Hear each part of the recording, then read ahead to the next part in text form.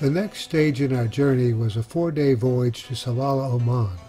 This took us through the Red Sea and into the Gulf of Aden. These confined waters have seen a resurgence in attacks from Somali pirates, and to assure that we would not become a victim, our captain decided to wrap the ship in razor wire during this part of the voyage, and it was rumored that a team of mercenary soldiers was brought on board. There were no incidents, but it is a reminder of the dangerous world we live in. We arrived in the industrial port of Salalah, with chemical plants in the distance dedicated to processing oil. It was the first overcast morning of the cruise, but after 4 days at sea, we were ready for a day of exploring. As we rode toward the city, we noted that buildings were new and contemporary. The streets were clean and the cars were in generally good shape.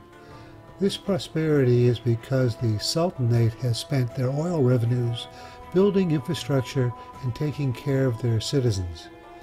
In Oman, there is no income tax, education is free, 70% of the citizens work for the government, and every young adult is given land on which to build a home.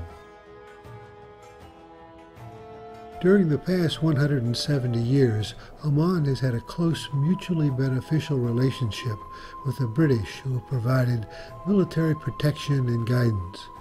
The Oman that we see today is a Muslim country that has been influenced by British culture, values, and justice.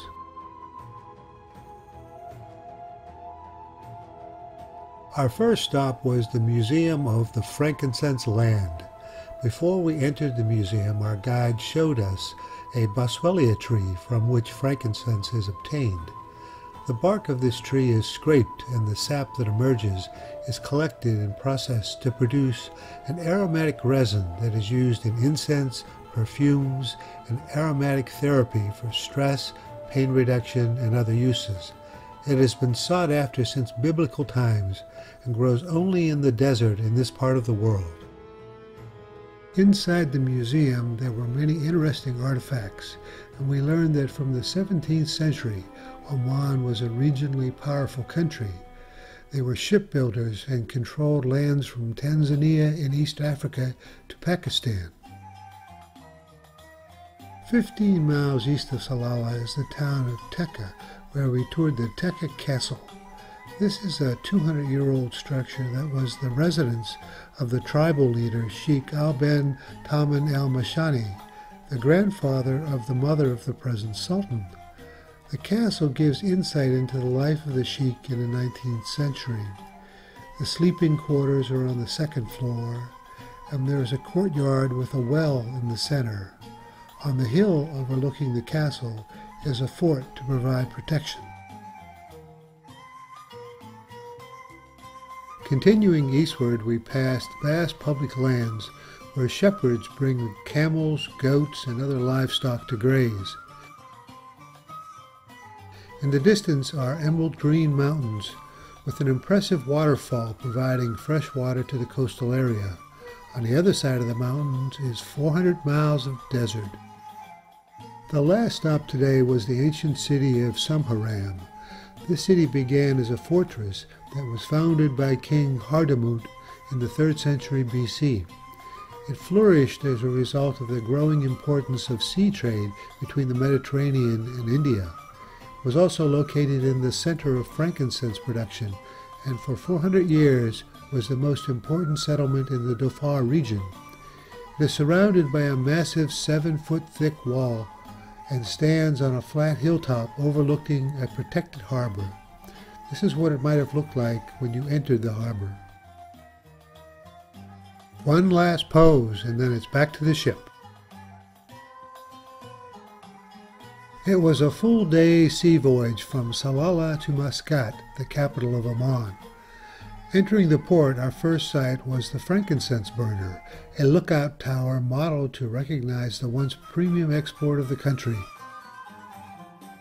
The city has been known since the 1st century BC and lies on the Arabian Sea tucked into the El Hajar Mountains. It has an expansive area of 1,400 square miles and a population of 1.2 million. Over history, the area has been ruled by various tribes and later conquered by the Persians, Portuguese, the Iberian Union, and the Ottoman Empire. Since the ascension of Qaboos bin Said in 1970, there has been rapid economic and infrastructure development and a vibrant economy. Our excursion today takes us through the mountains to the city of Nizwa to visit the Nizwa fort. During the trip, our guide spoke about life in Oman. Marriages used to be arranged, but less so now. Still, the mother will do a thorough background check on any boy who's interested in her daughter. Men can have up to 4 wives, but only if they can support them. Typically, 3 generations of a family live together in one house. 63% of the people are foreign nationals who are there for work. They find it easy to stay with no taxes, but almost impossible to become a citizen. Arriving in Nizwa, we find the entire area surrounded by a modern-day fortress-like wall. Inside, the actual fort is circular, with a wall that is 100 feet high. There's been a defensive structure here since the 9th century, but the wall we see was built in 1630. It was used primarily as the home of the imam and other royal retainers, and has private rooms, a kitchen, library, holding cells, and a prayer room. Next to the door is a cannon bearing the royal arms of Portugal. It is mounted on a bed carriage and shoots a 12-pound ball. The defense of the heavy wooden doors is enhanced by having trapdoors just inside and slots overhead to deliver hot oil over anyone who's trying to enter. Inside is a large circular court area with 2 stairways leading up to the top of the wall. There is also a well connected to a man-made underground stream being fed from a well in the mountains. At the top of the steps there were originally 24 cannons providing 360-degree coverage. One of these cannons was a gift from the U.S. to the first Oman ambassador in 1840. In the basement we saw artifacts, tools, and jewelry that described life in the castle. Then we headed back to Muscat to rejoin our ship and continue our journey.